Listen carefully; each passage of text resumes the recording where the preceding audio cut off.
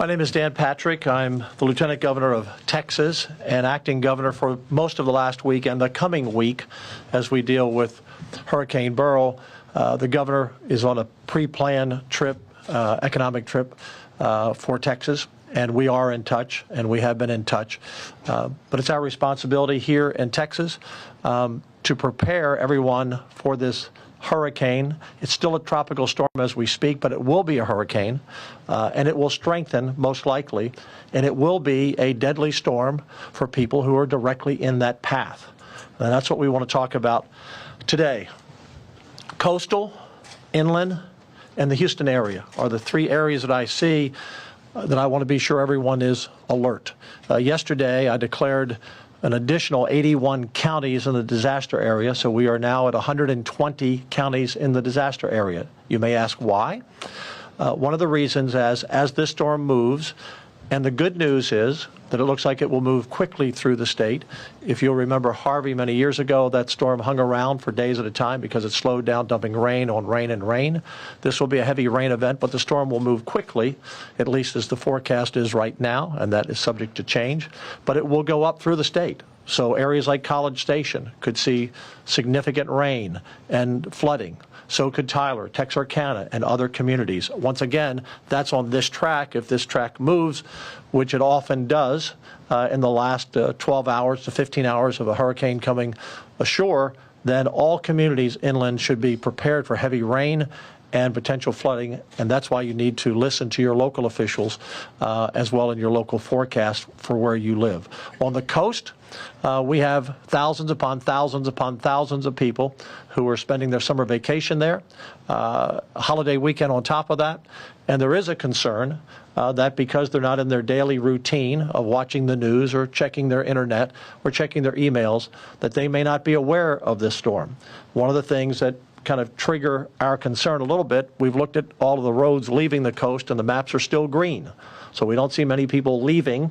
And what you will hear from our chief of our emergency management team, Nim Kidd, in a few moments, is that you don't want to be on the road tomorrow.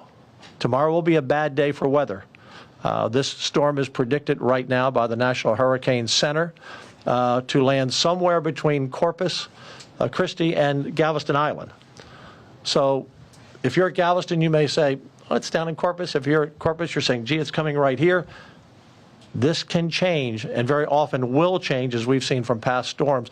The National Hurricane Center actually says their average change of where they predict a storm to fall and where it falls can be 50 to 60 miles in the last 12 to 15 hours. So we could see movement on the storm. But right now, if you're between Corpus and Galveston, be prepared. Be prepared as we are trying to prepare here. Look, our number one mission in the state and Nim Kidd's number one mission and your local mayors and your local county judges and officials is to save your life. That's number one. Property can be rebuilt, but lives cannot be. This storm has already left 9 deaths in its path through the Caribbean. We don't want number 10 to be in Texas. And so what can you do to help us help you? Number one, again, if you're moving, today's the day to move away from those areas. If you're concerned where the storm is, at least there's an area, a hurricane warning, and as well as a watch along that coastal area we've discussed. Number two, if you're staying in place, be sure you're prepared. You don't want to have to go out tomorrow to get water or food or put gas in your car. It would be a good thing to do it today. A third, if you do venture out, which we strongly advise against, as we always do not drive through flooded roadways. There will be some serious flooding. Now, this is a narrow storm. It's not a big, broad storm, but where it's going to hit, and if it is a Hurricane 2, it's predicted to be a Hurricane 1, but it could grow to a 2. That gets your wind level up pretty high, plus the gust. You're going to see a lot of problems in those specific areas, but rain is going to be everywhere, and flooding could be everywhere, and a storm surge from Corpus to Galveston Island. So a lot to watch for. I know from my own life experience, well, they always predict more and they say more, then nothing happens. Let's pray nothing happens where you live, but something is going to happen where some of you live. And that something will be significant wind, significant rain, and some flooding. And again, surge along the coast. So help us help you. We are prepared, and we have been preparing for the last week, and we are going to now looking at being ready to go into our recovery mode next, and that will begin once this storm hits landfall. So landfall is predicted tonight. You'll start seeing the winds pick up, some rain coming into some of these areas. Landfall sometime 3 or 4 in the morning, depending where it falls, up till 6 or 7 in the morning. The storm could be out of the area maybe by late tomorrow afternoon or tomorrow night if it doesn't slow down, and then it will go up through the inland part of the state and hopefully be gone out of here by Tuesday afternoon or Tuesday evening, or maybe even a little sooner if it keeps moving at its current pace. But it's a serious storm, and you must take it seriously and be prepared. One thing I would say, lastly, before I turn it over to Nim, is many of you who are watching now have friends and family who live on the coast or who are visiting the coast. Call them, text them, email them. Look, the media is very important to get the word out. We count on that. But call your friends and your family members and say, hey, by the way, do you know that Hurricane Beryl is coming to your area, and we're not exactly sure between Corpus and Galveston where it's going to hit, and there's going to be flooding, and you're not going to be able to drive tomorrow? Be sure they know, because a lot of people are on vacation, like I say, not watching the storm, or they hear, well, it's a tropical storm, which it is now, but it's going to strengthen to a hurricane very soon, or it's a Category 1. Trust me, you don't want to be in a Category 1. You know, you're looking at winds 85, 90 miles an hour. You don't want to be in that. You don't want to be in 6 and 12 inches of rain. You don't want to be in flooding. So help us help everyone along the coast for sure, and those inland be watching out as well as Houston. That storm could keep moving that way. NIMKIT is the best in the country. We have the best emergency management team in the country. We have been through so many storms in Texas, and I'm going to turn it over to him to give you more detail, but I'm very confident that Texas is ready. Your local officials are ready. I've talked to a lot of them. Nim has talked to a lot of them. I just want you to be ready. Nim? Thank you, Governor. As Governor Patrick mentioned, we have about 6 hours before the first tropical storm force winds line up somewhere along the Texas coast. Now is the time to make your final preparations in responding to this threat. There will be power outages. Let that be known. There's going to be some place in Texas that with these tropical and hurricane force winds, we are going to have power outages. Now is the time to make sure that all of your devices are charged up, that your phones are charged up, your computers are charged up, and that you have fuel in your vehicles. We have been in contact with every county judge along the Texas coast and their emergency management teams. Our agency has people in their emergency operations center. We have prepared search and rescue teams, emergency medical support teams, and we've also anticipated power outages for those that are power dependent. And so that's very important. If you have a family member that requires electricity for their lifelines at their homes, to make sure that you've checked on them, it's not too late. You have a few more hours to get them to a safe place. We've encouraged our local partners to check in with their debris contractors. The faster we get debris cleaned up, the faster we get back on the road to recovery. And for you personally, it's not too late to make sure you have all of the documents your insurance company is going to require, that you have them able to find. Most importantly, heed the warning of your local officials and stay tuned to your local meteorologist, because this path will likely change before landfall. I'm going to quickly run through some of the state agency resources that are supporting our local partners as we end preparation, move into response, and prepare for recovery. The Texas Division of Emergency Management has staff supporting our local EOCs and staging areas, as well as talking to the 911 call centers, cellular service providers, amateur radio operators, and satellite communications. Texas A&M Forest Service has all hazard strike teams, which are local government firefighters from across the state. They are staged, ready to support those local governments that are impacted. They have incident management teams available, as well as SAW crews to help us with debris cleanup.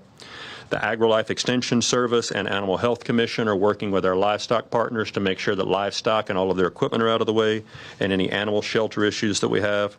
Texas A&M Task Force 1 has structural urban search and rescue teams and theater, as well as our swiftwater rescue boats, swimmers for our aircraft that you'll hear about in a few minutes, and then our medical support teams. Texas Commission on Environmental Quality has staff ready to support water, wastewater, and public drinking water systems. TxDOT has road crews that are out right now making sure all the transportation lanes are open, that the storm drains are open, and they're ready to assist in evacuation of motorists for those that get stranded or run out of fuel along the highways. Department of Information Resources making sure that all of our cybersecurity systems are up. The Department of Public Safety has Highway Patrol out in force. All of their aircraft are available for us, as well as their Marine unit. Texas Parks and Wildlife game wardens and their boats are out in force, as well as their state police from their parks. Department of State Health Services has rostered the Emergency Medical Task Force, which is over 50 ambulances, 7 ambuses, 25 missed personnel, and 10 medics to go on additional buses. These are staged to help if we have to evacuate any hospital, nursing home, or assisted living facility. Texas Military Department has almost 300 people in the field today that are for ground transportation units. They will help us do high water evacuations if that's needed. They have their aircraft that we're able to do rescue with, and they are already in position to do point of distribution or pod distributions for those areas that do have power outages or may have water issues. Finally, I want to thank our volunteer organizations active in disaster, the Red Cross, the Salvation Army, and all of those VOAD partners that will come in and help us do cleanup after the fact. Public Utility Commission has been working hard with the electric co-ops in the area, as well as AEP and Centerpoint, to make sure that state agencies and personnel are ready. There will be power outages. We have medical assets that are available. There will be inland flooding. And what we find is this freshwater inland flooding tends to be more of a killer of our citizens than the actual storm surge. So please, please do not drive through water, turn around, don't drown. Thank you, Governor. Thank you, Nim. Two other things I want to be sure to mention. Rip currents. We're seeing on social media and on the cameras along the coast, there are a lot of people still in the water, and these rip currents are deadly. In fact, there's a warning all the way across the entire Gulf Coast. This storm is going to impact rip currents even in Florida and Alabama and Mississippi and Louisiana. So it's not smart to be in the water today or tomorrow or the day after. Deadly. We've already had a number of people drown before this storm in Texas because of rip currents and around the Gulf Coast. So please, if you're in the water, even knee deep can get you out there. So be very careful. Secondly, on the roads, if you drive up to a road and you see water and you're not sure of how deep it is, but you're saying, well, there's no barrier there. Well, the barriers may have been blown away, or TxDOT couldn't get there because of the storm to put the barriers there. So just don't drive across a road where you don't know the bottom, because your car will just, in a few feet of water, you'll be drifting down the river. So please be careful. Those are, as Nim said, the flooding after the fact. Let me give you this. And we will have rain, by the way, after the storm goes through. And we hope it continues to be a fast-moving storm, 10, 12, 13 miles an hour. But we're going to have tropical rain continuing probably for a number of days in some of the areas for the week. So that can pour on top of the rain we get and still cause flooding inland. Go to TDEM, TDEM, TDEM/Texas, .texas, .gov/Beryl. So TDEM, TDEM, .texas, spell it out, .gov/Beryl, BERYL. Any questions? Hey, Governor, what are you hearing from, what are you asking from federal agencies in the White House? Nim? So FEMA has been here with us in the Emergency Operations Center since before we even let y'all know that we were working on this. Yeah. We are in very close contact with our FEMA regional administrator who lives and works in Denton. He and I have been talking several times a day. At this point, remember, Texas, by federal law, needs to have $54 million of uninsured public damage and public loss before the president can grant a major disaster declaration. We don't have those dollars yet. With the size of this storm, man, we're praying we don't get to that point. But if we do, we are tied in very close to our federal partners. And how much is for assets? Assets, equipment, manpower. So they have pre-positioned some response assets as well as some food and water and blue tarps for our use if we need them. That will be on top of what we already have available as our own state resources. Any other questions? We're counting on the media to get the word out. We are on watch and have been on watch. The people who work at the emergency management team here, it's 24/7. So we will be with you through the storm. Watch for our updates at tdem.texas.gov/Beryl. And late hand, go ahead, yes, sir. Yeah, I guess my question would be, is there anything that y'all are, I know y'all have a lot of experience with storms, right, being, in the Gulf. Yes. Is there anything about this storm, though, that y'all are keeping an eye on or that might be of particular concern? I reached out to Nim about 4 in the morning several days ago, and I sent him a text and I said, the thing that concerns me about this storm is what happened back in 2008 when the storm was predicted to go up through Victoria and Sugar Land, and we had a team call. I was in the Senate then with the then governor and lieutenant governor, and we were assured that's where it was going. And people on Bolivar Island at that time felt like they were out of harm's way, and many stayed. And overnight, that storm moved about 40 miles, and we all know that tragedy of Bolivar Island. And many of those people drowned, and some were washed out to sea. So that was the first thing that really came to my mind, because we often see the hurricanes kind of come up, through the Caribbean like a straight shot. But these storms that come up through the Eastern Caribbean and then come over the Yucatan Peninsula and kind of come in the back door, a lot of people aren't watching it as much, and they don't take them as seriously. So we're not suggesting that this is going to be an Ike or a Harvey that stayed over land a lot. But these storms, and Cat 1s are serious storms. If you're in the way of Cat 1, that's bad news. And again, many people watching right now will not be affected or lightly affected in the coast and inland. But I assure you, some watching are going to have significant wind, 85 to 100 miles an hour or more, and higher gust. And that's property damage, that's trees down, that's flooding, and that's lots of rain. And so that's going to come. So we just want to be sure that every Texan is safe, and that's our #1 job, save lives. And Governor, if I may, most Texans have seen a 4-day holiday weekend, not the folks in the room behind me. And I think that's one of my concerns, is the timing of this. With everybody being on vacation, kids are out of school right now, it's a great time. But I need to make sure that I get your help in getting the message out to those that are still in harm's way that may not realize it yet. We're at a place right now that we have no deaths in Texas related to this storm. I'd sure like to keep it that way. One way is that we get this turnaround, don't drown message out. Yes. Another way is, if you lose power, carbon monoxide poisoning and carbon monoxide killings are very dangerous. It's a colorless, odorless gas, and too many people will start a generator inside their garage or inside their house to power their appliances. So anything that you can do to help us get that message out, those are preventable deaths. We'd appreciate your support. Thank you, and we will keep you updated. Thank you all very much. Thanks, everyone. Thank you.